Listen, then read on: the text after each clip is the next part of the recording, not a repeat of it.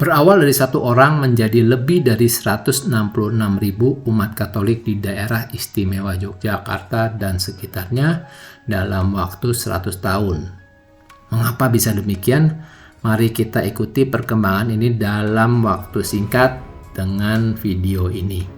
Halo Sobat Kebun Doa semua, bagaimana kabarnya? Semoga Sobat Kebun Doa semua dalam keadaan sehat, sukses, dan selalu berlimpah kasih dan berkat Tuhan menyertai kita semua.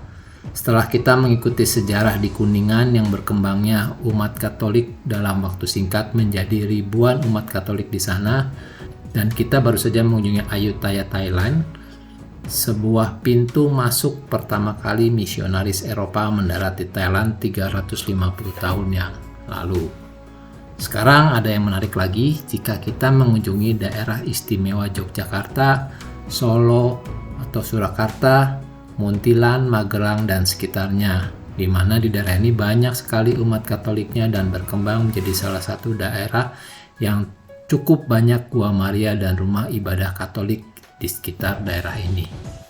Video ini adalah awal dari seri Gua Maria Properti Katolik sekitar Jogja, Muntilan, Solo, dan sekitarnya yang selalu berkembang, berbenah, memberikan garam dan terang bagi masyarakat sekitarnya di sepanjang masa dengan keunikannya masing-masing, di mana banyak ditemukan tempat ibadah Katolik dengan nuansa Jawa yang kental sekali. Seperti apa mata air Sendang Sono? Mari kita ikuti postingan berikutnya. Bagi kita yang mencari makna di dunia digital, Romo Van Lith mengajarkan bahwa kuasa Tuhan bekerja saat kita pasrah total pada kebaikan. Apa kita berani menjadi benih demi pelayanan nyata? Romo Van Lith menolak misi untuk cari untung. Dia nggak mau agamanya dicampur dengan kapitalis Belanda. Dan lihat masyarakat Jawa yang miskin, jadi dia bilang kita harus mulai dari pendidikan dulu. Itu namanya aksi nyata, bukan cuma lip service. Dimulai dengan misi Romo Van Lith, sebuah pendidikan gratis. Dia membuat sekolah guru di Muntilan. Tujuannya adalah agar anak-anak Jawa menjadi pemimpin yang merdeka, bukan menjadi budak. Muridnya adalah seorang pahlawan nasional dan uskup pertama pribumi bernama Albertus Sugiyapranata. Romo Van Lith mengajari Katolik dengan budaya Jawa. Intinya 100% iman, 100% identitas lokal. Ngomong-ngomong, siapa sebenarnya Romo Van Lith?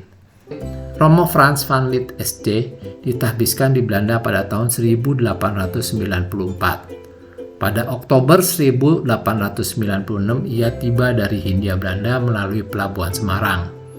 Awalnya, ia bertugas di tengah konflik pandangan misi yang berbeda.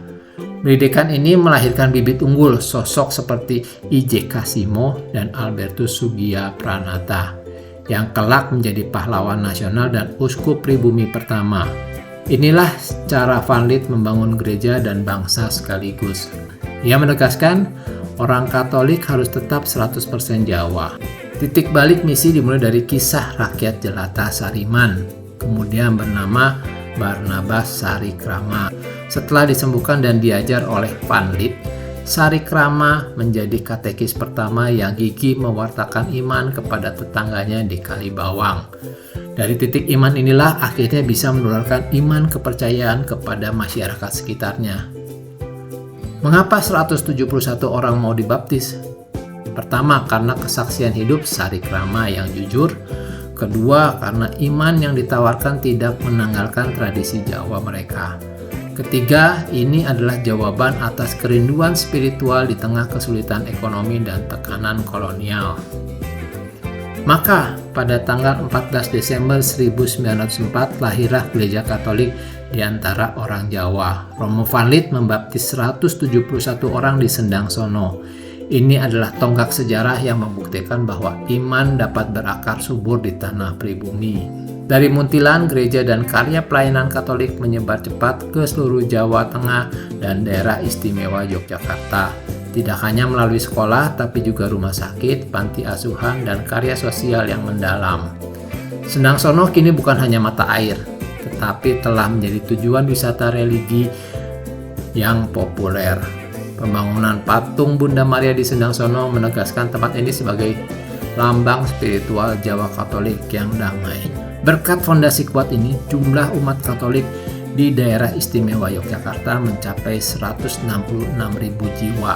Di kota Yogyakarta sendiri, populasi Katolik mencapai hampir 10%, menjadikan salah satu kota di Jawa dengan persentase Katolik yang signifikan. Faktor lain adalah peran inkulturasi dan keharmonisan yang dijaga Kesultanan Yogyakarta. Umat Katolik di kota Jogja, termasuk dari kalangan priayi dan pendatang, tumbuh subur karena adanya toleransi dan kebebasan beragama yang sangat dipegang teguh. Warisan Romo Van Lith adalah pelajaran abadi tentang misi yang humanis dan membebaskan. Beliau membuktikan iman sejati haruslah berakar pada perjuangan martabat manusia dan kecintaan pada tanah air. Kisah ini adalah mengingatkan bahwa perubahan besar berawal dari satu orang yang berani melawan arus. Bagaimana pendapat Sobat Kebun Doa tentang semangat Romo Van Lith? Apakah Sobat Kebun Doa siap meneladani semangat Romo Van Lith dalam hidup Sobat? Silahkan tulis pendapat Sobat di kolom komentar. Jika menyukai video ini, silahkan klik like, share, dan subscribe channel Kebun Doa ini.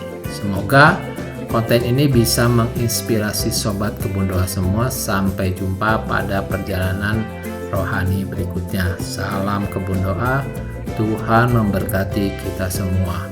Amin.